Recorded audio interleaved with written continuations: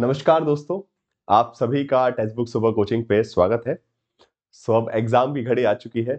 कल जो है आप सभी का पॉलिटिकल साइंस का एग्जामिनेशन है, जिसके लिए पिछले कई महीनों से हम सब लगातार मेहनत कर रहे थे और बहुत सारी स्ट्रेटजी, टिप्स, ट्रिक्स सब कुछ पढ़ाना, जो कुछ भी हो सकता था हमारी तरफ से वो हम सब ने किया, ठीक है, मिलकर। और अब वक्त आ चुका है एग्जाम का और मैं नहीं चाहता कि एग्जाम हॉल में आप ऐसी कोई गलती करें जो कि कहीं ना कहीं आपको जो आपकी पूरी मेहनत है उसमें पानी फेर दे, ठीक है। बिकॉज ये होता है 20 से 30% स्टूडेंट्स एग्जाम क्रैक सिर्फ इसलिए नहीं कर पाते बिकॉज एग्जाम हॉल में कहीं ना कहीं कुछ गलतियां कर जाते हैं। ओके, सो कुछ ऐसे भी हैं जो पहली बार एग्जाम देने जा रहे हैं, कुछ ऐसे हैं जो पहले देने जा चुके हैं, बट उनको एक्सपीरियंस है और वो चीजें मैनेज कर लेते हैं। बट जो लोग न्यू है, फर्स्ट टाइम एग्जाम देने जा रहे हैं, उनके लिए मुख्य रूप से मुश्किल होता है कि कैसे एग्जाम में टाइम मैनेजमेंट करना है, एग्जाम हॉल के अंदर कैसा क्या बिहेवियर होना चाहिए। सो उन सब चीजों पर आज हम बात करेंगे। This video is going to be very important for all of you. Okay, तो स्टार्टिंग से लेकर एंड तक देखिएगा, छोटा ही वीडियो है और अपने दोस्तों को शेयर जरूर कीजिएगा, ठीक है।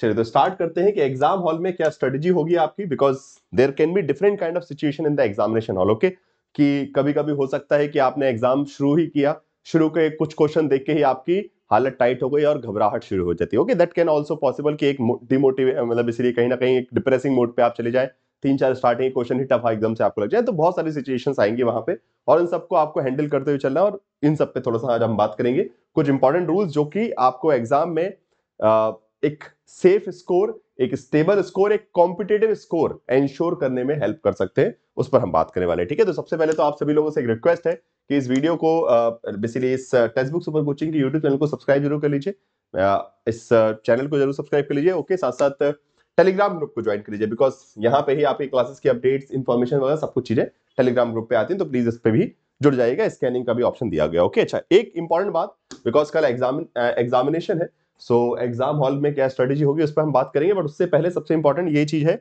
कि कल आप सभी का 11 दिसंबर शिफ्ट नंबर 1 का एनालिसिस भी प्रोवाइड होगा आपको 12 बजे के बाद। जैसे ही एग्जाम सेंटर से बाहर आएंगे तुरंत उसके बाद जो है आपको ये इंफॉर्मेशन प्रोवाइड की जाएगी, कैसा पेपर आया था, क्या मॉडरेट था, टफ था, क्या लेवल था और कितना क्या कट ऑफ जा सकता है, उसका एक प्रॉपर एनालिसिस जो है एग्जाम सेंटर से। सबसे इंपॉर्टेंट ये है कि from the exam centre itself we will be providing you a proper update. Okay, चलिए तो अब जरा बात करते हैं कि what strategy you should follow in the examination hall. वहां पे कैसे टाइम मैनेज करना है, सबसे बड़ा खेल होता है टाइम मैनेजमेंट का। ओके, जहां पे most of the students, because आप लोग पढ़ते हैं, रिवीजन करते हैं, सब कुछ करते हैं, बट वो दोनों पेपर को, पेपर नंबर 1 और पेपर नंबर 2 को, दोनों को एक साथ मिलाकर 3 घंटे एक साथ मिलाकर करना, वो शायद तक कुछ ही लोग प्रैक्टिस कर पाते हैं। कुछ लोग तो करते रहते हैं इंडिविजुअली। बहुत सारे लोगों ने पेपर 2 का, पॉलिटिकल साइंस का पेपर या फिर अलग आपके जो भी सब्जेक्ट्स है उसका पेपर आपने प्रैक्टिस किया होगा, सिमिलरली पेपर उनका सेपरेट सेपरेट, बट एक साथ 3 घंटे लगातार बैठ के उस वहां टाइम मैनेजमेंट कैसे होना है वो बहुत क्रिटिकल होता है। मतलब इट मींस कि यू हैव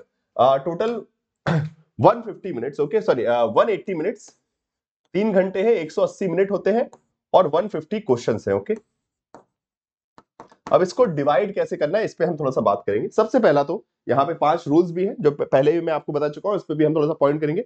सबसे पहले इन 150 मिनट को हम पहले से डिवाइड करें कि 150 क्वेश्चन है, तो मेरे हिसाब से एक एवरेज मार्क्स। ओके, मतलब बिकॉज किसी भी क्वेश्चन पे ज्यादा टाइम देके चलेंगे तो वो भी गलत है, ठीक है। तो पहली बात तो नॉट मोर देन 1 मिनट पर क्वेश्चन का जो अगर रूल लगाऊं मैं, ठीक है, तो 150 क्वेश्चन है, इट मींस कि यू नीड 150 मिनट्स, ठीक है। और इसको क्लियर कट रखिए। अगर किसी को लगता है कि नहीं मेरा पॉलिटिकल साइंस जल्दी हो जाता है, फिर मेरा पेपर 2 फिर भी मुझे 100 क्वेश्चन करने के लिए 100 मिनट नहीं लगेंगे, ठीक है, बिकॉज इसको अगर हम डिवाइड करें तो 50 क्वेश्चन है और यहाँ पे 100 क्वेश्चन है, ठीक है। सो कुछ लोगों को लग रहा है कि भाई पेपर 2 तो मुझे 100 मिनट, मतलब एक मुझे 100 मिनट नहीं चाहिए, मुझे 80 में हो जाएगा, तो वो हो सकता है पेपर उनमें अपना एक्स्ट्रा टाइम बढ़ा दे, वहां पे 50 की जगह 60 कर दे। वो अपने हिसाब से आप लोग एक प्री डिटरमाइंड टाइम डिस्ट्रीब्यूशन बना के जाइए कि मैं इतना ही टाइम इसमें दूंगा। Because if you are going like कि ओके ठीक है, एग्जाम हॉल में देख लेंगे कि जिसमें जैसा कठिन लगेगा वैसा कर लेंगे, no, it's not like that. Okay, अगर आप पहले से क्लियर नहीं है तो एग्जाम हॉल में आपका टाइम वेस्ट होगा, ठीक है। तो पहले से डिसाइड करके जाइए कि किस पेपर में कितना मिनट आपको देना है और उस पर स्टिक कीजिए। पहले पेपर पार्ट 2 करना है कि paper, this is also very important. Okay, बहुत सारे स्टूडेंट्स का पेपर 1 वीक होता है, तो आई वुड रिकमेंड देम कि start with paper number 2। Okay, आपके पास इकट्ठा पूरा पेपर आता है, आप स्क्रॉल करके सीधे पेपर नंबर 2 पे जा सकते हैं, अपने सब्जेक्ट से स्टार्ट करते हैं, कोई दिक्कत नहीं है, ठीक है। Because that will give you confidence, because वो आपका सब्जेक्ट है, ठीक है, आपका वहां पे फोर्टे है। सो वो अपने हिसाब से डिसाइड कर लीजिए प्री डिटरमाइंड टाइम डिस्ट्रीब्यूशन और पेपर कहां से स्टार्ट करना है, ठीक है। अच्छा, अब ये सेकंड वाला रूल बहुत ज्यादा इंपॉर्टेंट है, बिकॉज ये जो है ये मोस्ट ऑफ द बोल सकते हैं ना कि जो इमोशनली स्ट्रेंथनिंग स्टूडेंट नहीं होते उनके लिए प्रॉब्लम होती है, ठीक है। कि कई बार होता क्या है कि हम किसी क्वेश्चन में अटक गए है ना, हम अटक जाते हैं कि इसको तो करके ही मानेंगे, और आगे का फिर पीछे हमारा टाइम बढ़ते जाता है।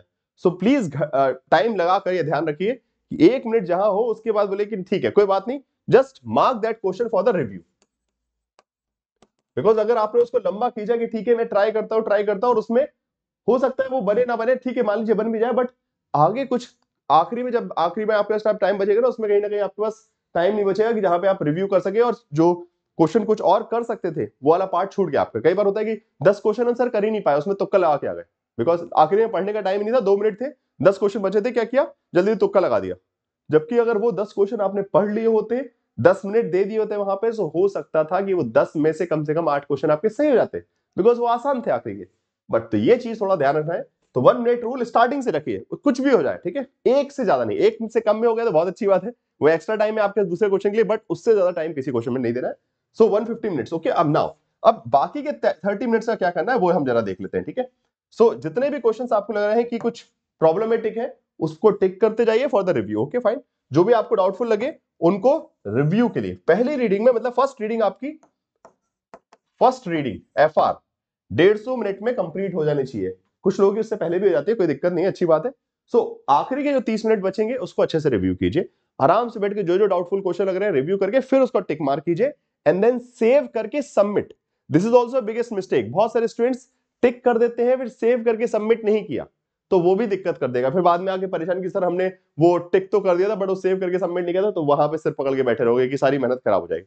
तो इसलिए सारी प्रोसेस को ध्यान रखना है। और उसके अलावा सबसे इंपॉर्टेंट जो गलती अभी तक मैंने क्लास में देखी आप करते हैं कि हर क्वेश्चन को बहुत ध्यान से पढ़ना, ओके।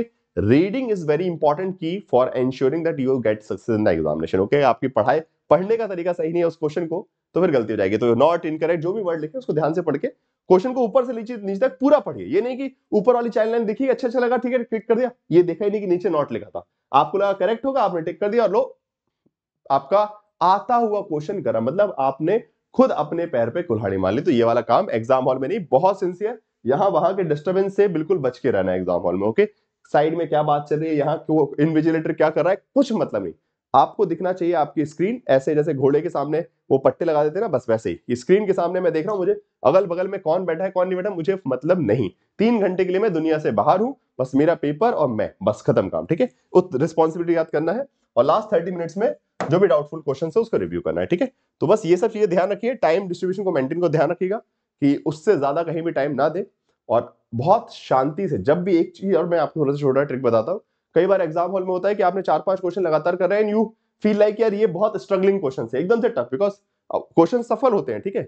मतलब किसी किसी को कुछ कोई टफ वाले क्वेश्चन ऊपर दिखेंगे कि नहीं दिखेंगे, मतलब वो ऊपर नीचे क्वेश्चन देते हैं। यहाँ अगर जहां भी आपको लगे कि बहुत लाइन सीक्वेंस है, मुझे बहुत टफ टफ क्वेश्चन दिख रहे हैं, 10-5 क्वेश्चन स्किप करके फिर आगे बढ़ जाइए।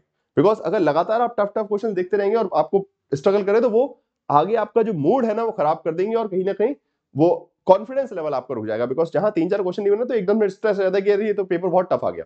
बट ऐसा जरूरी नहीं कि सारे के 100 क्वेश्चन टफ होंगे, बट कहीं ना कहीं कुछ क्वेश्चन बीच में एक साथ सीक्वेंस में आ जाते हैं जहां पे बहुत टफ लगे, तो उसको स्किप कर दीजिए, उसको सेकंड रीडिंग में देख लेंगे हम, ठीक है। सेकंड रीडिंग में आपके पास टाइम बचेगा, फाइन। तो बस इन सब चीजों को ध्यान रखिएगा और पेपर बहुत अच्छा जाएगा। आप सभी को बहुत बहुत ऑल द बेस्ट।